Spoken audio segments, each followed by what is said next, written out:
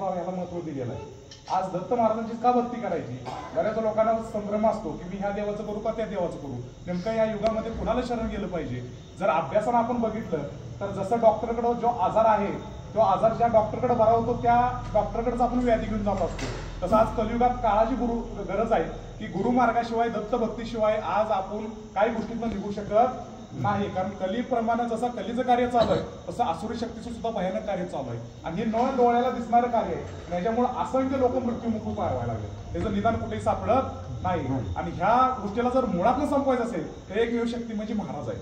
इथं करणारा आम्ही कोण नाही, आम्ही सर्वसामान्य आहे। पण जे काय आहे त्यांना शरण गेल्याशिवाय ह्याचं निवारण होऊ शकत नाही। आणि आज काळाची गरज म्हणून दत्त महाराजांना शरण गेलं पाहिजे। आता देव तर 33 कोटी आपण धर्मात मानतोय, आपल्या देवदेवतात सुद्धा आपल्या हिंदू धर्माचं दुर्दैव काय आहे की आपला देव आपण म्हणतोय की माझा देव म्हणून, पण त्या देवाचा इतिहास आपल्याला म्हणायचा नाही, की दुर्दैव आहे। कारण आपण अभ्यास करत नाही, आपल्याला सवय कशी लागल्या की दुसऱ्यावर अवलंबून राहायचं। कोणी काही तर दिलं की ते आपण लगेच पैसे देऊन खरेदी करायचं, मग मला फरक पडेल असं जर फरक पडत असला आणि अशी जर पुण्य मिळत असती तर जगात आज सगळी पुण्यवान झाली असती। पण भक्ती केल्याशिवाय, महाराजांना शरण गेल्याशिवाय, त्यांच्यावर निष्ठा ठेवल्याशिवाय आपल्याला कुठलीही प्राप्ती होत नाही। आणि देव भावाचा भूकेला आहे। देव तुम्ही गरीब आहे का श्रीमंत बघत आहे, तुम्ही झोपडीत राहताय का सोन्याच्या बंगल्यात राहताय बघत आहे, देव फक्त भाव बघतो। आणि ते भाव जागृत करण्यासाठी आपण योग्य भक्ती आज कलियुगात करणं गरजेचं आहे। आता योग्य भक्ती करायची म्हटलं तर पहिला मनुष्य व्हायला शिकलं पाहिजे। आपल्याला विवेक बुद्धी दिल्या तर विवेक बुद्धीनं आपण काय केलं पाहिजे काय नाही याचा सुद्धा अभ्यास केला पाहिजे। आज मांसाहार आणि मद्यपान जर तुम्ही करत असाल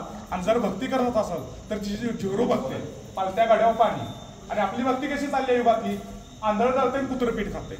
आपण भक्ती करतोय पण ते भक्ती टिकवण्यासाठी जी पवित्रता आपण करायला पाहिजे ते पवित्रता निर्माण आपण करत नाही। मग आपण देवाच्या नावाने ओरडतो मी एवढं करतोय मला त्रास होतोय, कारण आपल्या चुका आपण थांबवत नाही। आज मंदिरात तुम्ही येत असता पण मांसाहार करून येतं का हो कधी? पण आपल्या घरात कधी कधी शिस्त, कधी कधी बाहेर आणलं जातं।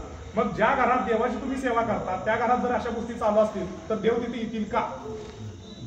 आज मंदिरात पवित्रता कशामुळे आहे? आपण सगळी पाळणं करतोय, पवित्रता ठेवायचं काम करतोय म्हणजे पवित्र ठिकाण आहे। जर घर तसं केलं तर देव तुमच्या घरात येणार नाहीत का हो?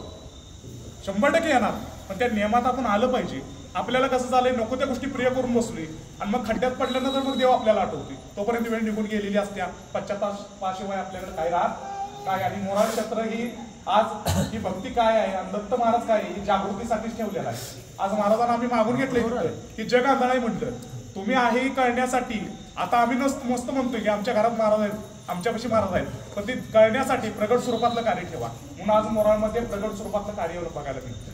आज माऊली गुरुवारी आला तर महाराजांचं कसं मी प्रत्येक वेळी सांगत असतो, नुसतं व्हिडिओच्या माध्यमातून मोराळ समजत नाही। ज्यानं मोराळचं मूळ ज्यानं जाणून घेतलंय त्याचं कुळ सुधारल्याशिवाय राहत नाही। आणि ह्यासाठी